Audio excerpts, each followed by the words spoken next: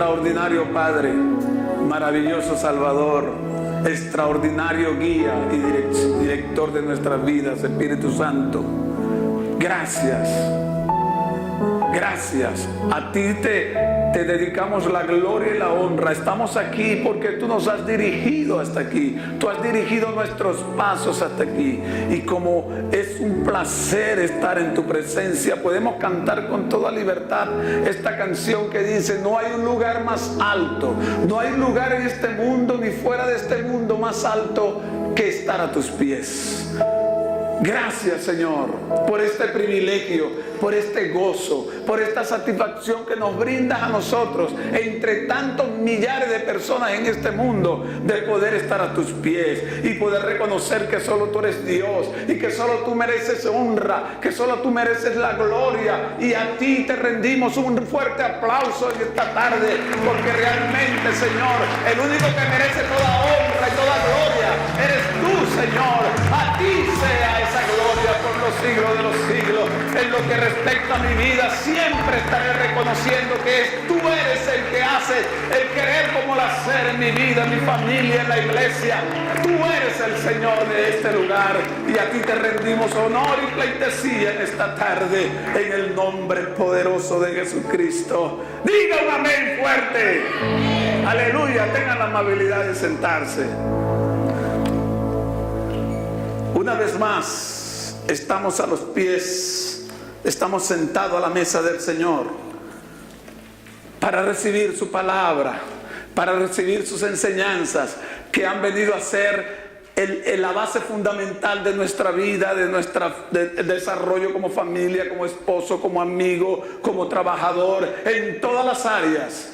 Gracias a esa enseñanza que el Señor nos concede, nosotros podemos desenvolvernos en todas esas áreas sin obviar, sin pasar por alto que todo es gracias a Él. Mi trabajo, mi familia, todo lo que yo tengo es gracias a Él, porque si Él no lo hubiese planificado, nada de eso, ni siquiera estaría en este país hoy en día. Ni siquiera tuviera todos los padres que tuve, porque están muertos. Pero ni siquiera nada de eso si Él no lo hubiese planificado. Entonces eso quiere decir que no hay un lugar más alto que estar a sus pies. No hay un lugar más grande que estar allí sentado a los pies del Señor, reconociendo que todo es gracias a Él. Y esta tarde no va a ser una excepción, porque el Señor dice: el que viene a mí, yo no le echo fuera. Y usted ha decidido venir a la casa de Dios en esta tarde. Usted ha decidido venir a escuchar palabra de Dios, y espero que la palabra de Dios pueda fluir, que la palabra de Dios pueda penetrar en nuestro corazón, no por solo en nuestros oídos, sino que baje a nuestros corazones y nos revele la voluntad agradable y perfecta del Señor para cada uno de nosotros. Amén. Quiero invitarles a buscar en su Biblia Génesis capítulo 2. Génesis capítulo 2. Una vez más, Señor, glorifícate en este lugar como solo tú sabes hacerlo. Génesis capítulo 2, versos 16 y 17. Mire cómo dice la palabra de Dios. Y mandó Jehová Dios al hombre diciendo: de todo árbol del huerto podrás comer, mas del árbol de la ciencia del bien y del mal no comerás, porque el día que de él comieres, ciertamente morirás. Y mandó Jehová Dios al hombre diciendo. Esa palabra que está en presente continuo, mandó a Jehová diciendo. A mí me impacta, porque cuando nosotros leemos versos anteriores a la Biblia dice que vio Dios todo lo que había creado era bueno, y no solo dice bueno, sino que dice también en gran manera. Era bueno. Ahora, yo me hacía esta pregunta cuando estaba preparando este sermón. Si todo era bueno, ¿qué de eso bueno podía ser malo? Si todo era bueno en gran manera. ¿Qué podía dañar a aquel hombre y a aquella mujer que Dios puso en aquel huerto si todo era bueno en gran manera? Y estaba pensando, estaba analizando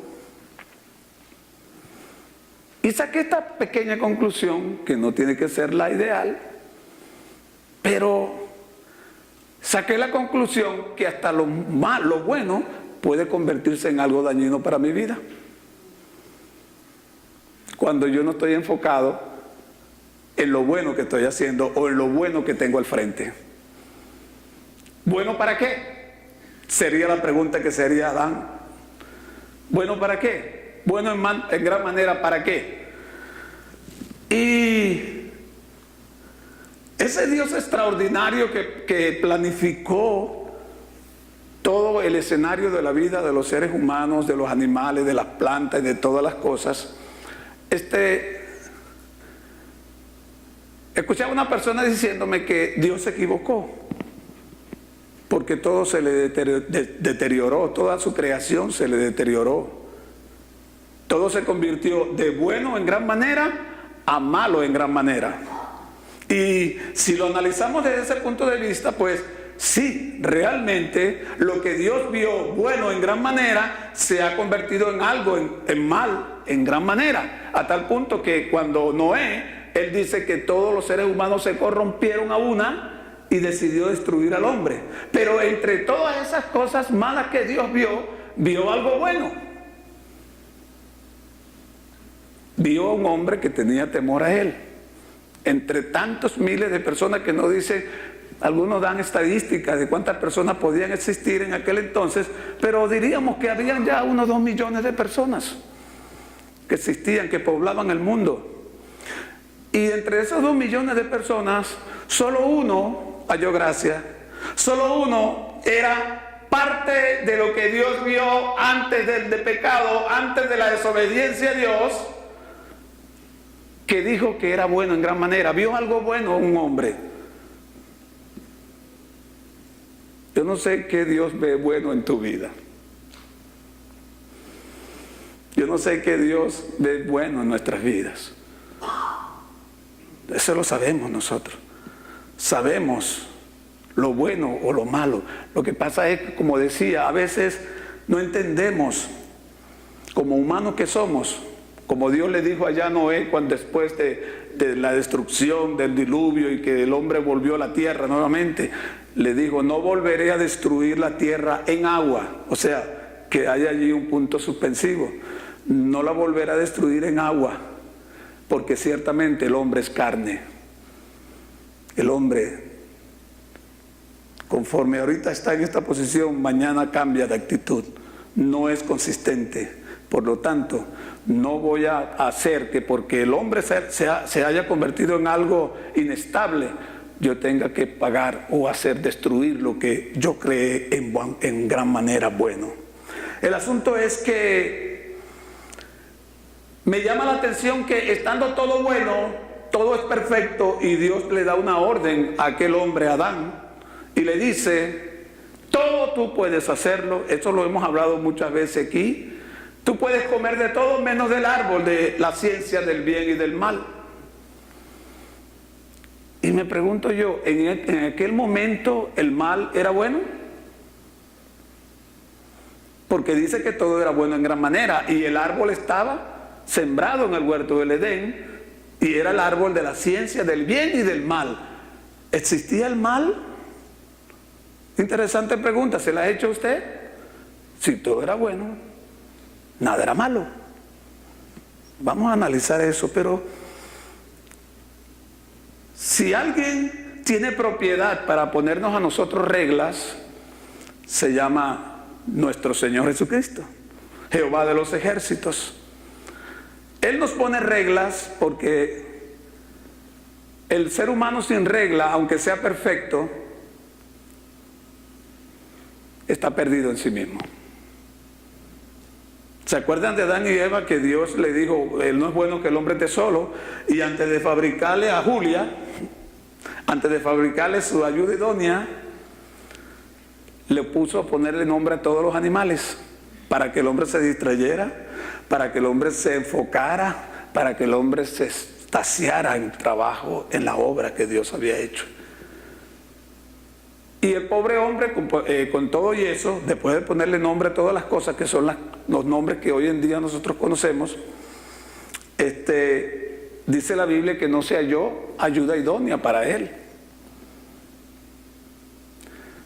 Y le creó a Eva. Ok. El tema para esta tarde es el peligro de las apariencias. El peligro de las apariencias. Y ahora quiero ir por qué Dios puso reglas a algo que era perfecto en gran manera. Vamos a ir ahora a segundo libro de Crónicas, capítulo 34. Y acuérdense que Dios no solo conoce el presente, Él es eterno en el pasado, Él es eterno en el presente y Él es eterno en el futuro. Él lo sabe absolutamente todo. Todo lo sabe. ¿Dicen amén? Y como Él lo sabe todo, Dios sabía que el hombre iba a fallar. Dios sabía que el hombre iba a cometer todas esas cosas que hasta ahora y las que no hemos cometido. Ya Dios sabe todas las cosas porque Él es omnisciente. Él lo sabe todo. Y cuando habla de todo, te está hablando de tu presente, de tu pasado y de tu futuro. Y como Él lo sabe todo, pues Él desde un principio prevé, porque Dios nunca es sorprendido por lo que hacemos. Nunca tú ni yo podremos sorprender a Dios con nada, porque Él lo sabe todo. Ese es un gran problema para nosotros. ¿Cómo agradar a Dios con una sorpresa? ¿Cuántos aquí han dado sorpresa a alguien? ¿Verdad qué bonito darle una sorpresa a alguien? Bueno, a Dios nadie lo ha podido sorprender ni lo va a sorprender jamás, porque Él lo sabe todo. Es un Dios difícil de seguir, ¿verdad que sí? Como Él lo sabe todo, ¿cómo yo sorprendo? A veces uno ama a una persona y quiere dar una sorpresa. Si la mujer está embarazada y el marido no sabe, después que los aristas tienen la costumbre de poner un aparatico que cambia de color en un lugar específico y ¡ah!, te quedan como condoritos sorprendidos. ¡Ay, está embarazada, te voy a tener un bebé y esto que lo otro! ¿No? Siempre queremos a los seres que amamos sorprender. Entonces, ¿cómo nosotros podemos sorprender a Dios? Yo creo que todas las personas que estamos aquí amamos al Señor, pero no lo podemos sorprender. Pero sí lo podemos agradar. Ya como no pierda el tiempo tratando de sorprender a Dios, porque nunca lo va a lograr, pero sí puede agradarle a Dios. Y vamos a ver entonces qué dice el libro de Crónicas, segundo de Crónicas, capítulo 34. Mire lo que dice el Señor. Allá le dio una orden al hombre. Aquí, mire lo que dice: he aquí, yo traigo mal sobre este lugar y sobre los moradores de él todas las maldiciones que están escritas en el libro que leyeron delante del rey de Judá, por cuanto me han dejado y han ofrecido sacrificio a dioses ajenos, provocándome a ira con todas las obras de sus manos. Por tanto, se derramará mi ira sobre este lugar y no se apagará. Mas al rey de Judá que os ha enviado a consultar a Jehová, así le diréis: Jehová, el Dios de Israel, ha dicho así: por cuanto oíste las palabras del libro y tu corazón se conmovió y te humillaste delante de Dios al oír sus palabras sobre este lugar y sobre sus moradores, y te humillaste delante de mí y rasgaste tus vestidos y lloraste en mi presencia, yo también te he oído, dice Jehová. He aquí que yo te recogeré con tus antepasados, con tus padres, y serás recogido en tu sepulcro y en paz, y tus ojos no verán todo el mal que yo traigo sobre este lugar y sobre los moradores de él. Y ellos refirieron al rey estas respuestas. Para Dios poder exigir, primero tiene que instruir. Igualmente los padres, para poder exigirle a los hijos, primero hay que instruir. Porque si yo no instruyo, ¿qué voy a demandar de ellos? Si yo no los instruyo, si yo no los enseño, ¿qué voy a demandar que ellos me den o me enseñen o me digan o me hagan? Pues Dios no es la excepción. Dios ha puesto reglas, Dios ha puesto leyes, normas, para que a través de ellas seamos guiados. como decía, un hombre sin normas, sin reglas, está perdido en sí mismo. Entonces, como Dios sabía eso, aún sabiendo que Adán era perfecto en ese momento, Dios sabía que Adán se iba a desviar por no continuar en las reglas que él le había puesto. Adán se paseaba por todo el huerto. Hay mucha gente que trata de darle un panorama al huerto. Lo único que sé que era hermoso en gran manera y ordenado, y todo era perfecto en el huerto del Edén. Ahora bien, en este pasaje de Crónicas, después del deterioro que ha surgido desde la creación hasta el día de hoy, en este libro de Crónicas me impactó, me puse a investigar, me puse a analizar, a sacar huesito por huesito, raíz por raíz de todo el libro de Crónicas, y me impacta. Y tomé como ejemplo a la nación de Israel para enfocar el mensaje en esta tarde. La nación de Israel, un pueblo que desciende de los lomos de Abraham, un pueblo que fue esclavizado en Egipto por 400 años. Dios lo saca con mano poderosa, lo establece en la tierra prometida, que ahorita es Palestina, que es Israel, y allí los estuvo gobernando a través de jueces. El último juez que tuvo este pueblo de Israel fue Samuel. Y cuando Samuel ya era viejo, este pueblo le pidió rey. Querían tener un rey como tenían las demás naciones. Quiero tener un carro como lo tiene el vecino. Quiero tener una mujer como la mujer del vecino. Quiero esto, quiero lo otro. El ser humano siempre quiere copiar o adquirir modelos de otros para traerlo a su propia vida. Siempre ha sido así en el ser humano. Y esta nación le dijo a Samuel: queremos un rey, porque ya tú estás viejo y ya no, tus hijos no siguen tus mismos ejemplos. Y la Biblia dice que Samuel se le dolió en su corazón, porque aquel pueblo, al pedir esto, lo que estaban diciendo es: no queremos que Dios nos siga nosotros como rey. Que sea Dios, pero no rey. Que siga siendo nuestro Dios, le seguiremos sirviendo y haciendo holocausto y todo tipo de sacrificio, pero queremos un rey, no queremos a él como rey. Bueno, el asunto es que Dios le dice: bueno, está bien, oye al pueblo, vamos a ponerle rey. Hubieron dos periodos en la nación de Israel. Tuvieron los primeros 3 reyes. Esos primeros 3 reyes, salió malo. Pero como Dios no se desanima, como Dios no se frustra, como nosotros, que cuando tenemos el primer hijo o lo que sea se nos desvía, cuando empezamos el primer trabajo y no nos pagan, o cualquier cosa que nos pasa, tendemos a desanimarnos y a huir. Dios no huye, Dios siempre enfrenta las circunstancias. Se perdió la oportunidad de decir un gran amén. Dios no huye. Jehová de los ejércitos, cuando ve que Saúl no sirve, ya tenía preparado el segundo plan, porque como les dije, a él nada lo sorprende. Él tiene control de todo. Y le dijo a Samuel: yo he elegido uno conforme a mi corazón. Ve donde él y úngelo como rey. Y ese fue David, el segundo rey que tuvo Israel. Y David tuvo un hijo llamado Salomón. Salomón fue el tercer rey de Israel. Pero pasó un fenómeno después de Salomón, porque Salomón se prostituyó. La Biblia dice, tiene el tema de la apostasía de Salomón. Se metió con un mujerero que no encontraba después cómo salir de ellas, y comenzó a adorar a los dioses de cada una de esas mujeres. El asunto es que su hijo, cuando comenzó a gobernar, cuando comenzó a ser rey, su hijo quiso ser más fuerte y más duro que su padre, y en esa ocasión se dividió el reino. Ya no era Israel, sino era el reino del norte y el reino del sur.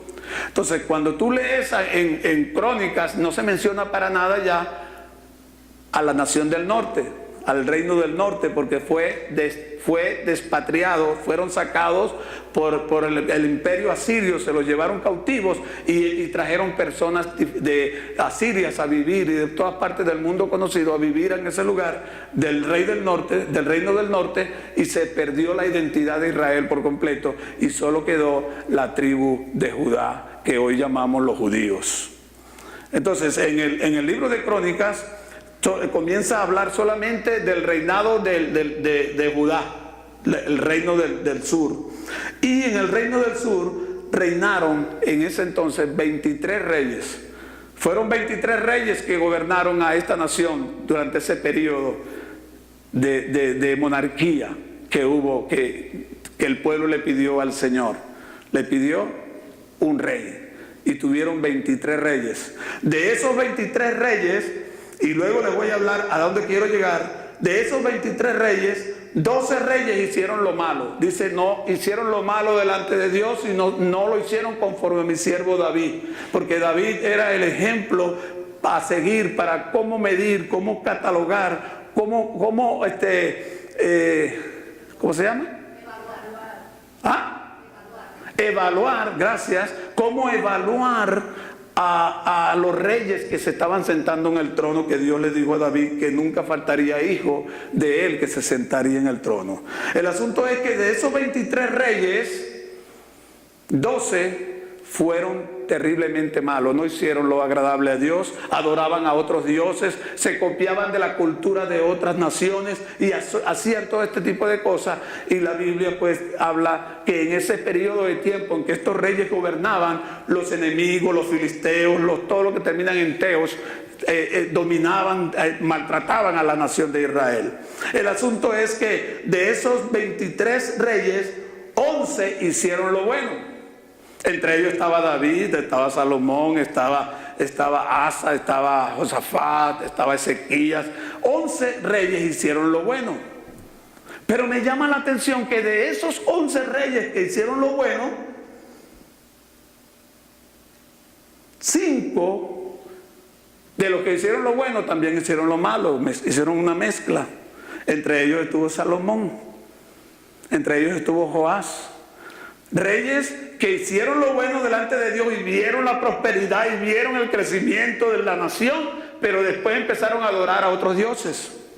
Comenzaron a copiar las culturas, a copiar las cosas de las otras naciones, de las cuales cuando Dios le dijo allá a Moisés y al pueblo, a la nación de Israel, yo los voy a llevar a una nación una nación que yo he desechado por la conducta, por la forma, por el estilo de vida que esta gente tiene. Yo los he desechado porque aborrezco lo que hacen. Y les dice, y cuando lleguen a esa nación, no copiarán sus conductas, no copiarán su forma de sus rituales ni nada de eso, porque son cosas que yo aborrezco. Pero estos reyes que hicieron lo malo y aún aquellos que hicieron lo bueno, también se copiaron de esas culturas, de esas costumbres, y por eso Dios desechó al pueblo y los llevó 70 años cautivos a Babilonia.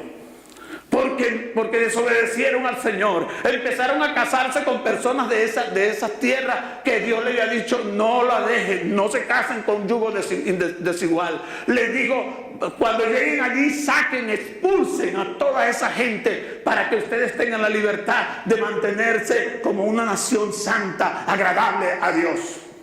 Y esta gente pues no obedeció a Dios. Sacaron a muchos, mataron a muchos, pero dejaron a otros. Y eso trajo como consecuencia la infiltración de culturas, infiltración de enseñanzas, infiltración de esa forma de adorar que prostituyó completamente a la nación de Israel. ¿Por qué yo traigo esto a relucir hoy en día?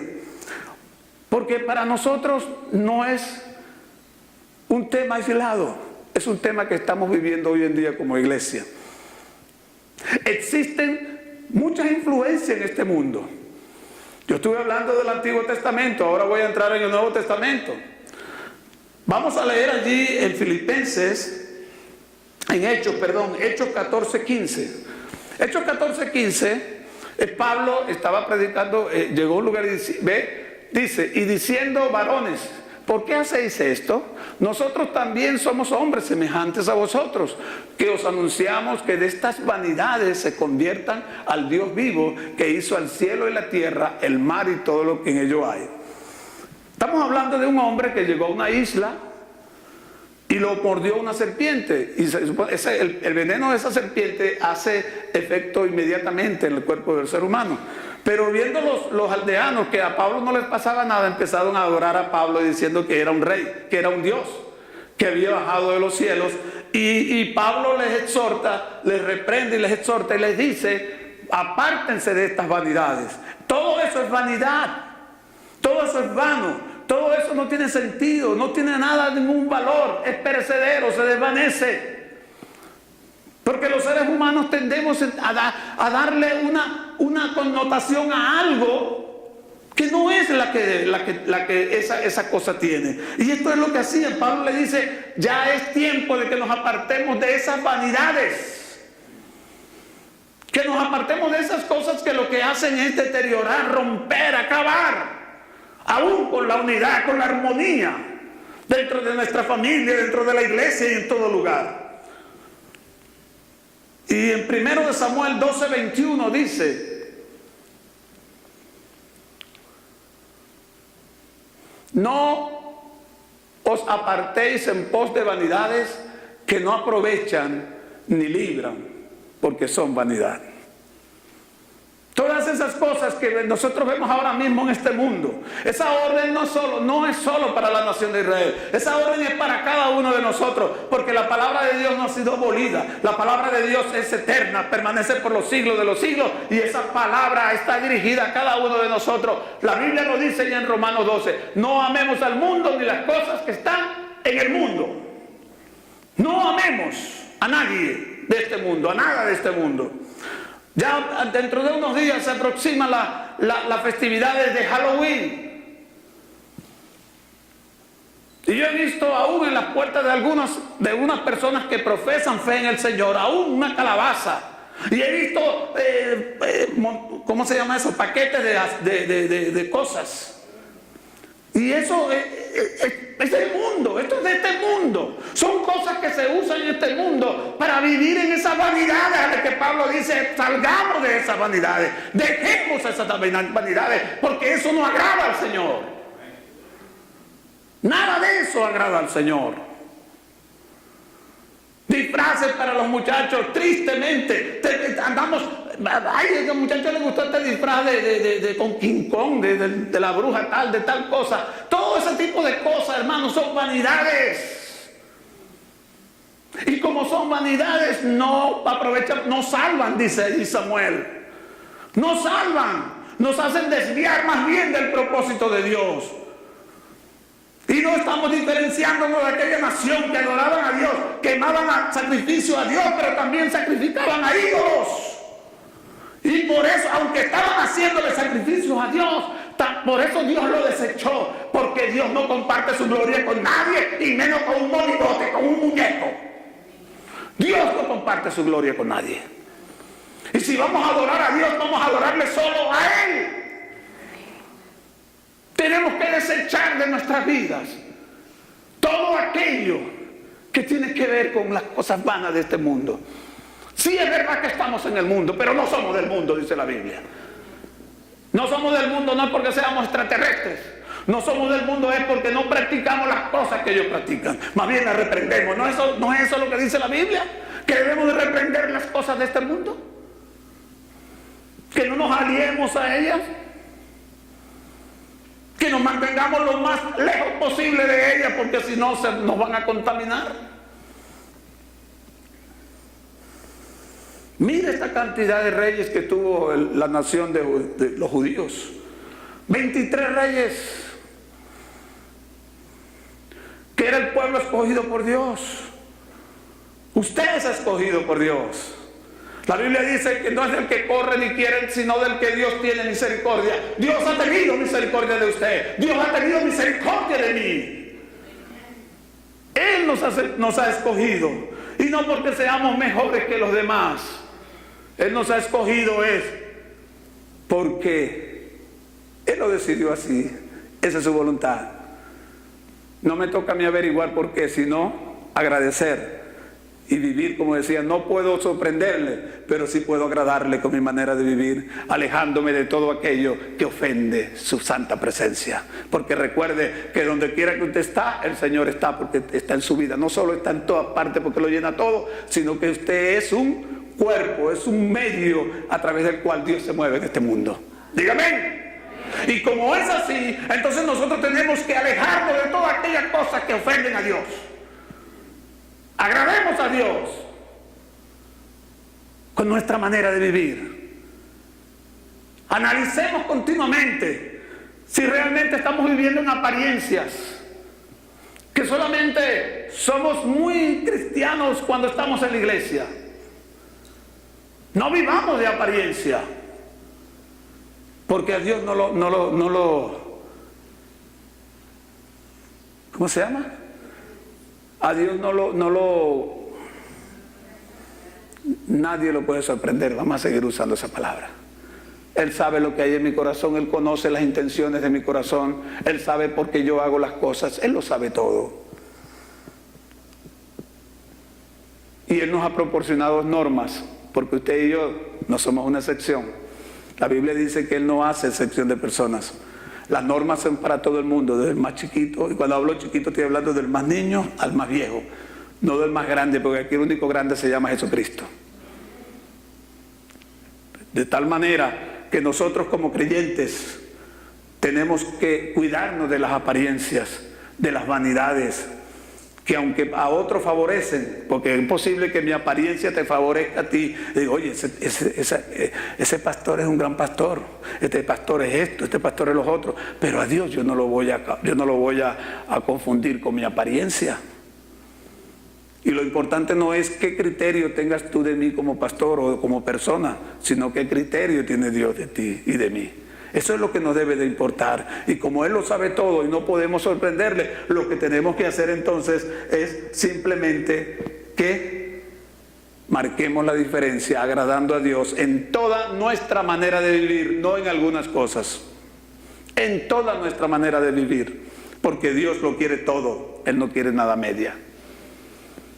Y como Él no quiere nada media, pues Él quiere que nosotros vivamos sin contaminación en este mundo. No amemos al mundo ni a las cosas que están en el mundo, porque el que ama al mundo se constituye enemigo de Dios. Y nosotros fuimos reconciliados con Cristo, a través de Cristo. Ahora somos amigos de Dios por Cristo Jesús. Y por eso dice allá en Hebreos, que si yo, una vez que fui constituido como amigo de Dios por la intervención de Jesucristo en mi vida, y hago todo lo contrario de donde el Señor me sacó, vuelvo a ello, y lo dice de una forma bien despectiva, porque es despectiva, dice, el perro vuelve a su vómito y la puerca al barro de donde salió. De una forma despectiva. Pero como usted y yo no somos perros, sino somos hijos de Dios, nosotros tenemos que mantenernos con nuestros ojos puestos en el autor y consumador de la fe, que se llama Jesucristo, para no ser confundidos, para no ser absorbidos por un mundo que cada día está más perdido.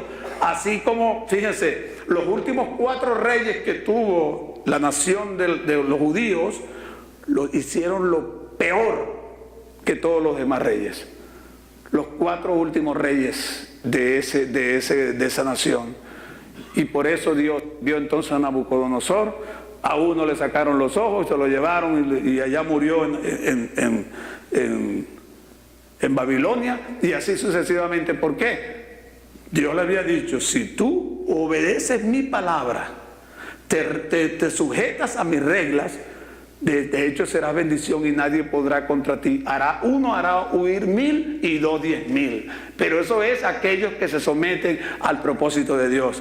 Pero si no lo haces, dice la Biblia que el sonido de una hoja te hará huir. Andarás huyendo continuamente por la sencilla razón de que te has apartado de aquel que tienes el poder, que tiene es el único que tiene el poder para mantenerte a ti parado ante cualquier circunstancia, como dijo el mismo Jesucristo. El que oye mis palabras y las cumple, le compararé a una persona prudente que construyó su casa sobre la roca, y vinieron pruebas, vinieron situaciones, circunstancias, y no hubo ruina en su vida, porque se constituyó en la única fortaleza que se llama Jesucristo, inconmovible por los siglos de los siglos. De esta manera entonces podemos entender que mientras nosotros estemos en este mundo, vamos a tener continuamente ese tipo de cosas que se querrán infiltrar en nuestra vida, que querrán penetrar en nuestra casa, que querrán penetrar en nuestro modo de vida, en nuestra forma de pensar, en nuestra forma de hablar, en nuestra forma de mirar y de tocar. Se van a querer estar infiltrándose continuamente, pero es allí donde cada día tú y yo debemos de pararnos firmes como Josué y decir: yo y mi casa serviremos al Señor. Nosotros no vamos a doblar nuestras rodillas ante el Dios de este siglo. Nosotros no vamos a doblar las rodillas sobre este sistema que cada día está más perturbado, más dañado.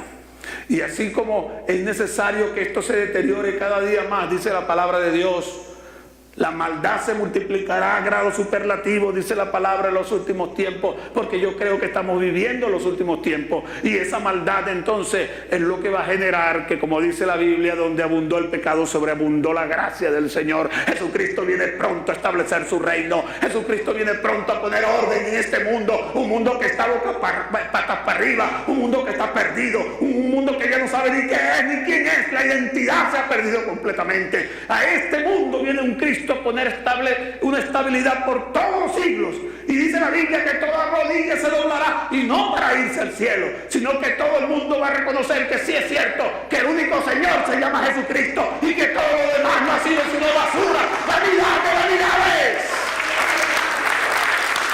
Y como todo es vanidad, cuando aparezca lo perfecto, y allí es donde debemos estar anclados nosotros, es allí donde tenemos que estar agarrados. Cuando aparezca lo perfecto, entonces seremos como Él es. Mientras tanto, estemos luchando, estemos cuidando nuestra salvación con temor y con temblor, porque todavía no somos perfectos. Así que les digo en el nombre de Jesús, agrademos al Señor con nuestro estilo de vida. Vaya a las tiendas hoy en día, ahorita, y lo que ves son máscaras, esqueletos, toda basura en todas esas tiendas. Y nuestros hijos están viendo eso. ¡Ay, cómprame esta, mami, porque mi amiguito tiene esta! Cómprame esta porque... Y eso es allí donde tú y yo tenemos que enseñar a nuestros niños. Acuérdense que es Deuteronomio 6. El Señor nos ha dado a nosotros la autoridad, pero también la responsabilidad de que eduquemos a nuestros hijos desde pequeños, que les enseñemos todas estas cosas. Ay, que San Nicolás, Santa Claus, que esto es basura, eso es vanidad de vanidades. Enseñemos a nuestros hijos tal y cual como la palabra nos lo dice. A la verdad se le dice verdad y a la mentira se le dice mentira. No hay término medio. Tenemos que enseñar lo que tenemos que enseñar a nuestros hijos. Ay, es que no quiero quebrar su corazón. Lo que vas a quebrar es su vida si no le enseñas, porque los otros le van a enseñar cosas entonces distorsionadas para destruir la vida de ese muchacho. Apreciados hermanos,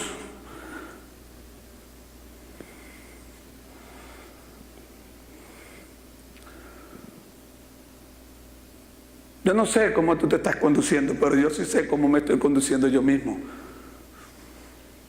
Sé que hay muchas cosas que tengo que trabajar en mi vida, porque yo tengo un gran reto, y es agradar al Señor cada segundo de mi vida.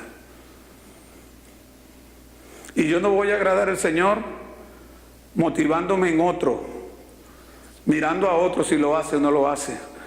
Es mi responsabilidad delante de Dios agradarle con mi manera de vivir, con mi manera de pensar. Si usted es de las personas que se motivan porque ve a otro haciendo, nunca va a hacer nada. Defínase y decir: yo en mi casa serviremos al Señor. Yo voy a tomar mi rol de sacerdote. A los hombres yo los reto en el nombre de Jesús. Tomemos nuestro rol de sacerdote. Es una gran responsabilidad que tenemos delante de Dios.